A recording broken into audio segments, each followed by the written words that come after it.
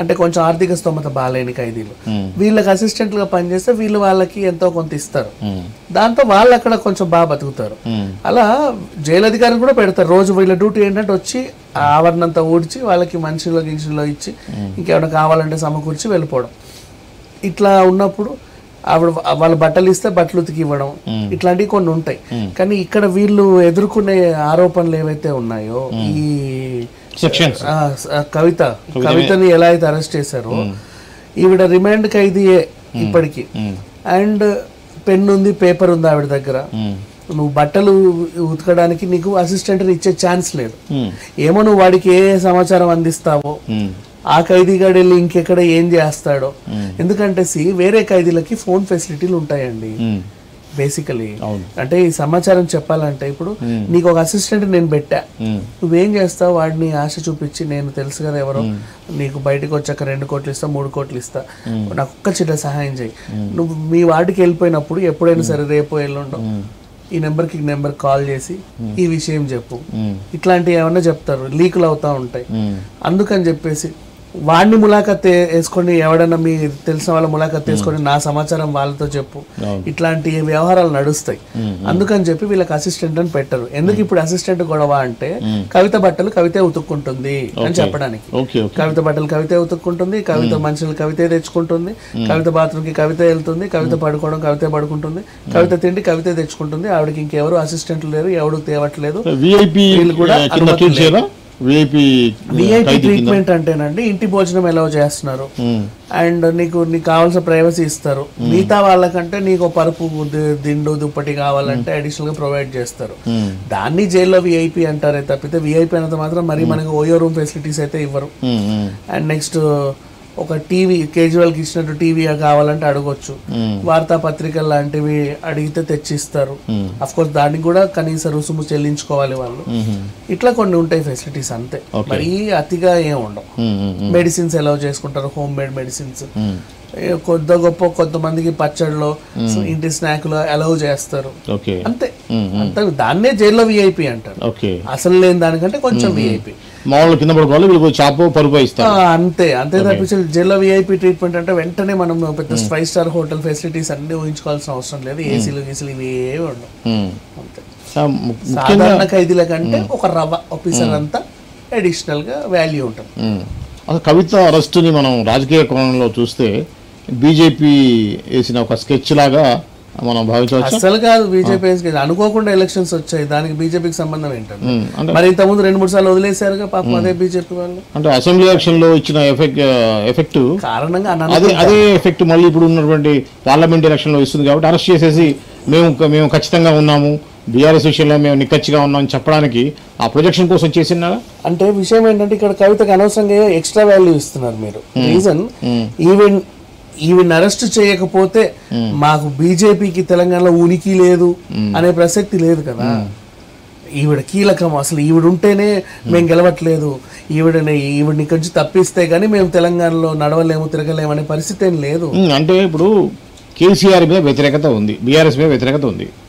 BRS విషయంలో BJP serious గా తీసుకోవట్లేదు, లిక్కర్ కేసులో అరెస్ట్ చేయట్లేదు అని అసలు బీఆర్ఎస్ కి వాల్యూ ఇవ్వట్లేదు. కేసీఆర్ కి ఎగ్నెస్ట్ గా బీజేపీ ఉందన్నప్పుడు కేసీఆర్ కి ఉన్నటువంటి ఏదైతే నెగిటివ్ ఓటింగ్ ఏదైతే ఉందో అది బీజేపీ టర్న్ అయ్యే అవకాశం ఉంటుందిగా.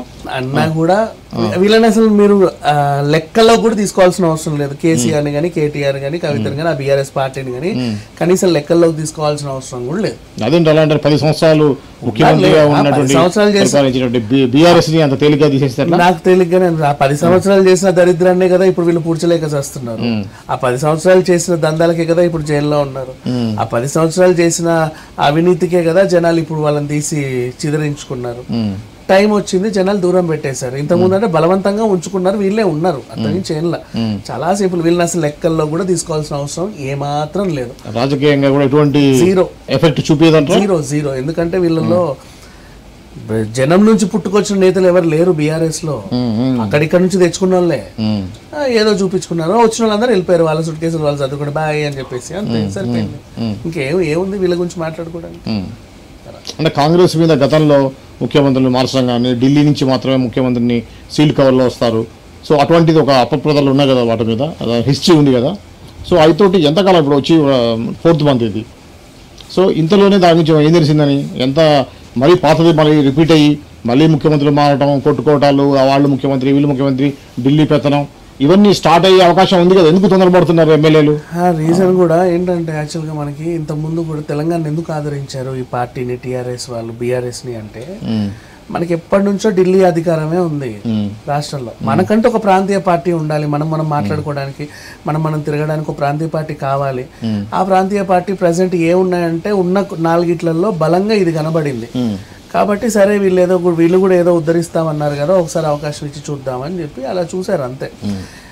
రాష్ట్ర పగ్గాలు ఢిల్లీ చేతికి వెళ్లకుండా తెలంగాణని మనల్ని మనం కాపాడుకోవడానికి జనాలు ఏం చేశారంటే వీళ్ళు తప్ప ఆప్షన్ లేదనిపించింది. కానీ ఇప్పుడు ఢిల్లీకి పోయినా ప్రాబ్లం లేదు, మన రాష్ట్ర అధికారం అమెరికాకి పోయినా ప్రాబ్లం లేదు, వీళ్ళు మాత్రం వద్దు అనిపించింది. అలా ఉంది పరిస్థితి, అట్లా ఉంది అది. Okay okay. సో ఇప్పుడు కాబోయేటువంటి పార్లమెంట్ ఎలక్షన్స్లో ఇప్పుడు ఈ కవిత అరెస్ట్ కానీ, బీఆర్ఎస్ ప్రజెంట్గా ఉన్నటువంటి పొజిషన్లో కానీ ఎక్కువ మంది ఎమ్మెల్యేలు కాంగ్రెస్కి పోవడం జరుగుతూ ఉంది కదా, ఎలా ఉండబోతుంది అంటారు? అదే బీఆర్ఎస్ ఉనికి లేదండి. దాని గురించి మనం ఈ రోజు మాట్లాడుకోవడం కూడా దండగే నన్ను అడిగితే. దీని గురించి అసలు టాపిక్ లో కాదు, లైమ్ లైట్ లో కాదు, ఎక్కడ కూడా బీఆర్ఎస్ లేదు, ఉండదు. ఇంకా ఎంపీ సీట్లు ఎన్ని రాబోతున్నాయి? అసలు ఎంపీ సీట్లు వీళ్ళు ఫస్ట్ పోటీ చేయనివ్వండి, ఎన్ని వస్తాయో తర్వాత చూద్దాం. పోటీ చేయడానికి అభ్యర్థులు రేపు పోటీ చేయడానికి అభ్యర్థులు ఎక్కడ ఉన్నారు? ఎవరెవరో ఆకు అక్క తెలియని అడ్రస్ లేని వాళ్ళందరూ తెచ్చిపెట్టుకుంటారు, వాళ్ళు ఎలాగో ఓడిపోతారు. ఇంకా విషయం ఏం లేదు. వీళ్ళ కుటుంబం అయితే పోటీ చేయదండి 100%. ఈ ఎన్నికల కేసీఆర్ కుటుంబం దూరం 100. వీళ్ళు పోటీ చేయరు, ఎందుకంటే పోటీ చేసి ఓడిపోయి మళ్ళీ మొహాన అదేంటిది చెప్పు చిప్పులు ఇసురుకోవడం ఎందుకు అనుకొని వీళ్ళైతే పోటీ చేయరు. ఓకే, ఫ్యామిలీ వాళ్ళు ఎవరు చేయరు, బయట వాళ్ళ ఫ్యామిలీయే పోటీ చేయట్లేదు, మనల్ని ఎవరు చూస్తారని వాళ్ళు కూడా ప్రచారం నీరసంగా ఇట్లుంటారు. గొంతెత్తి నన్ను గెలిపించండి అని కూడా అడగరు, నన్ను గెలిపిస్తే గెలిపించండి అని అడుగుతారు. ఆ రకంగా డల్ అయిపోతారు క్యాండిడేట్స్ అంతే. ఇప్పుడు ఫోన్ ట్యాపింగ్ ఒకటి, లిక్కర్ ఒకటి, ఇది ప్రధానంగా ఈ రెండు. దాంతోపాటుగా మేడిగడ్డ కుంగిపోవడం ఒకటి, ఈ 3 జనాల్లో బాగా వ్యతిరేకత ఉంది. ఆ పార్టీలో ఇప్పుడు ఏమైనా చేయాలి, ఎందుకురా బాబు వాళ్ళు ఫోన్లు ట్యాపులు చేస్తారు అనవసరంగా, నీ గుట్టంతా తీసుకొచ్చి అడిగొద్దు, నీకు అంతగా రాజకీయాల్లో ఉండాలంటే ఇండిపెండెంట్గా ఉండు, లేదా ఆ పార్టీలో ఈ పార్టీలో చేరు, ఇక్కడైతే వద్దు అని చెప్పే వాళ్ళు కూడా ఉన్నారు. Okay okay okay. ఇప్పుడు మొన్న కేసీఆర్ వచ్చేసి ఎండిపోయిన పొలాలని చూసి దాని మీద కొంత కాంట్రవర్సీ స్టేట్మెంట్స్ ఇచ్చారు కదా, ఎందుకు చాలగానప్పుడు ఎందుకు అనేది. 10 ఏళ్ళలో ఎప్పుడు ఏడవాలనిపించాలా నీకు? మధ్యలో మనకి తుఫాన్లు వచ్చినప్పుడు పంటలు కొట్టుకుపోయినాయి, ఎండిపోయినాయి, చాలా రకాల జరిగాయి. జరగలేదని కదా, ఈ 10 ఏళ్లలో ఎప్పుడు లేనిది ఇప్పుడే గడ్డి పొలకి ఎండింది, అక్కడికి వెళ్ళి బోరుబోరున ఏడుస్తున్నాడు కేసీఆర్ అంటే కాదు. 10 ఏళ్లలో ఎప్పుడన్నా ఏడ్చావా నువ్వు? కనీసం పశ్చాత్తాపడ్డావా? ఆ 10 ఏళ్లలో నువ్వు ఒక్కసారి పశ్చాత్తాపడ్డా, ఒక్కసారి ఏడ్చినా అయ్యో పాపం అనుకున్నా నీకు అప్పుడు కూడా ఈ కష్టం ఏంటో తెలిసేది అంతే. ఇప్పుడు ఎందుకు షో చూపిస్తున్నావు అంటే కెమెరా ఫేసింగ్ ఇట్లా పెట్టేసి పంటను ఇట్లా ఏడిచినంత మాత్రాన నీకు నిజంగా జాలి ఉంది అయ్యో పాపం అని ఎవరు అనుకోరండి, డ్రామాలు ఇవన్నీ. ఓకే, ఇప్పుడు రాబోయేటువంటి పార్లమెంట్ ఎలక్షన్స్లో బీజేపీ వర్సెస్ కాంగ్రెస్ ఉంటుందంటారా, కాంగ్రెస్ వర్సెస్ బీఆర్ఎస్ ఉంటుందంటారా? బీఆర్ఎస్ కి అసలు జీరో, దాని గురించి మాట్లాడుకోవడం కూడా దండగా. కాంగ్రెస్ అయితే ఉంటది, కొద్దిగా గొప్ప బలంగా ఇది ఎదుగుతుంది, మన బీజేపీ ఎదుగుతుంది. మరి చూడాలి, ఇంకేదన్నా పార్టీలు కనుక బలంగా వస్తే అంతే సంగతి. లేదు ఒకవేళ టీడీపీ మళ్ళీ ఇక్కడ కూడా పోటీ చేస్తుంది.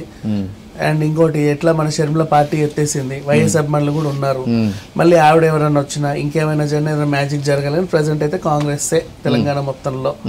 ఇప్పుడు ఈ 5 ఏళ్లలో ఇంకా మాట్లాడేది ఏం లేదు. నాకు తెలిసి 1 సంవత్సరం తర్వాత 2 సంవత్సరాల తర్వాత మెల్లిమెల్లిగా బీజేపీ ప్రధాన ప్రతిపక్షంగా ఎదిగే అవకాశం అయితే ఉంది. బీఆర్ఎస్ గురించి మాట్లాడుకోవడం కూడా దండగే. అంతేనా? ఓకే. ఫైనల్గా కవిత బెయిల్ ఈరోజు బెయిల్ ఇవ్వలేదు, సో 20వ తారీఖు పోస్ట్ పోన్ అయింది, అది ఇవ్వలేదు. మే 31 వరకు కవిత జైల్లోనే అంతేనా? అంతే. Okay okay. ఇది ఈరోజు కవిత బెయిల్ మీద వచ్చినటువంటి ఏదైతే ఉందో దాని మీద విజ్ఞానంతో జరిగిన చర్చ. మరో టాపిక్తో మళ్ళీ కలుద్దాం. అంతవరకు చూసి ఉండండి మాస్టర్ కీ టీవీ.